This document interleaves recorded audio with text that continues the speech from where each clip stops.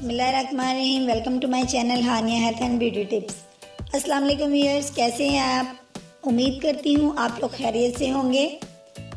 आज मैं अपने फ्रेंड्स के साथ जो वीडियो शेयर करने जा रही हूँ उसमें मैं आपको बताऊंगी कि अंडे के साथ आप किस तरीके से एक बेहतरीन और आजमूदा ब्लीच क्रीम तैयार कर सकते हैं और जिसका रिज़ल्ट आपको बहुत अच्छा मिलेगा और इसको इस्तेमाल करने से आपकी स्किन ग्लो करेगी और आपका कलर फेयर से फेयर हो जाएगा।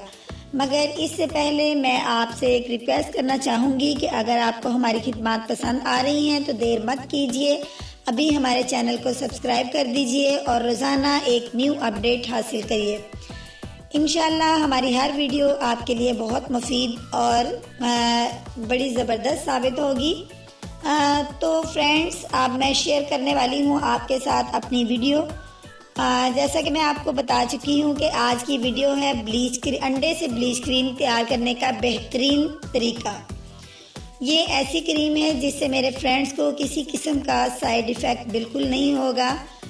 मेरे ऐसे बहुत से फ्रेंड्स हैं जिन्होंने ये शिकायत की है कि उन्होंने मुख्तलिफ़ किस्म की ब्लीच अपनी स्किन पर अप्लाई की हैं जिसकी वजह से उनकी स्किन पे साइड इफ़ेक्ट भी हो चुके हैं और इस वजह से वो बहुत ज़्यादा परेशान हैं।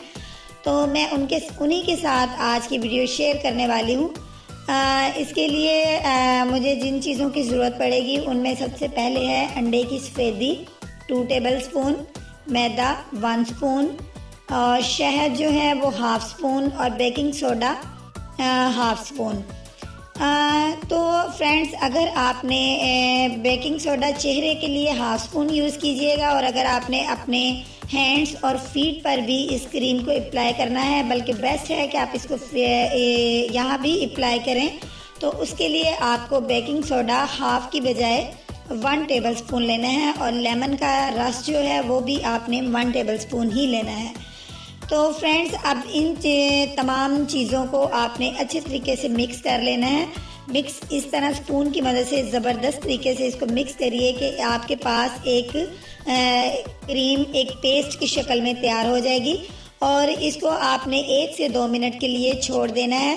और जब ये अपनी असली हालत में आ जाए तो फिर आप इसको अपने चेहरे और हाथों पर लगाएं और खुश्क होने दें। अगर आपको किसी किस्म की स्किन एलर्जी है तो बेकिंग सोडा नहीं डालिएगा।